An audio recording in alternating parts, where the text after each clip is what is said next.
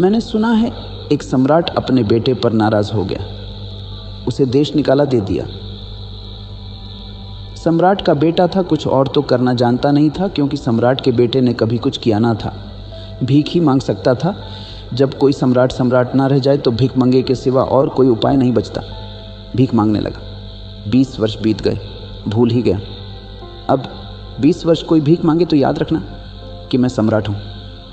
असंभव, कष्टपूर्ण होगा, भीख मांगने में कठिनाई पड़ेगी। यही उचित है कि भूल ही जाओ। वो भूल ही गया था, अन्यथा भीख कैसे मांगे सम्राट, और भीख मांगे द्वार द्वार दरवाजे दरवाजे।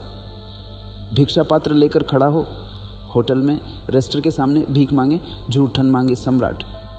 सम्राट को भुला ही देना पड़ा, विस्मृत ही कर देना पड़ा। वो बात ही गई। वो जैसे अध्याय समाप्त हुआ, वो जैसे कहीं कोई सपना देखा होगा, कि कोई कहानी पढ़ी होगी, कि फिल्म देखी होगी। अपने से क्या लेना देना।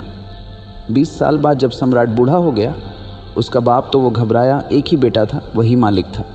उसने अपने वजीर को कहा, उससे खोजो और जहाँ भी हो उसे ले आओ। कहना बाप ने क्षमा किया। अब क्षमा ना क्षमा का कोई अर्थ नहीं। मैं मर रहा हूँ, अब ये राज्य कौन संभालेगा? ये औरों के हाथ में जाए इससे बेहतर है मेरे खून के हाथ में जाए। बुरा भला जैसा भी है उसे ले आओ। जब वजीर पहुँचे तो एक होटल के सामने पैसे मांग रहा था।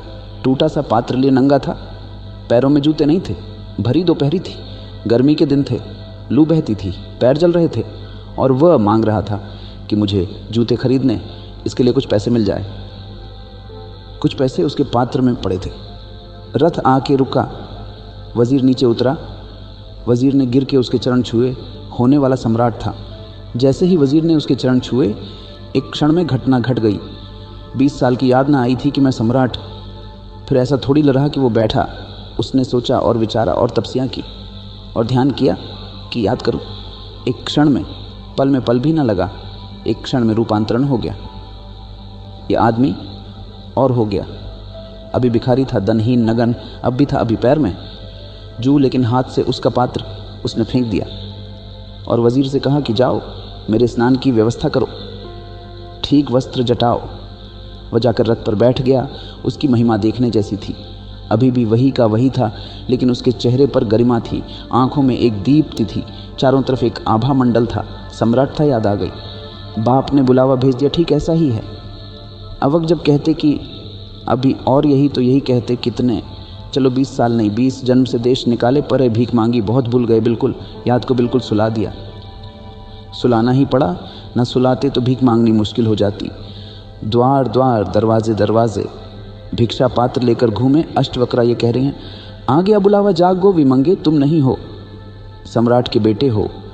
अगर कोई ठीक से सुन लेगा तो घटना सुनने में ही घट जाएगी। यही अष्टवक्रा गीता का महात्मा है, महिमा है। कोई आग्रह नहीं कि कुछ करो, सिर्फ सुन लो, सिर्फ सत्य को पहुंचने दो। तुम्हारे हृदय तक बाधा मत बनो, ग्राहक रहो, सिर्फ सुन लो, पहुंच जाइए। ये तीर तुम्हारे हृदय में, इसकी चोट बस पर्याप्त, जन्मों जन्मों की विस्मृति टूट जाएगी, स्मरण लौट आएगा। तुम परमात्मा हो, इसलिए वे कहते हैं अभी और यही। अब तुम तरकीब में मत खोजो। तुम कहते हो शायद ये विधि होगी, उपाय होगा कि लोगों की राह तीव्रता बढ़े। स्वामी योगचंद ने पूछा है के पास, चिन्म की बुद्धि में चेष्ट प्रयास तब जरूरत से ज़्यादा है। साधारण योगी की जो पकड़ होती वैसी पकड़ है। यह अष्टावक्र के वचन साधारण योगी के लिए नहीं है। असाधारण प्रज्ञान जो सुन के ही जाग जाए, अष्टावक्रा की गीता पूरी हो जाएगी।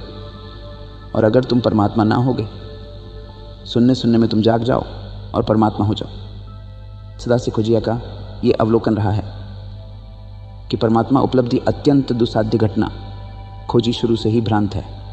खोजी का अर्थ ये है कि वो मान लिया है कि परमात्मा को खोजना है, कि परमात्मा को खो दिया है।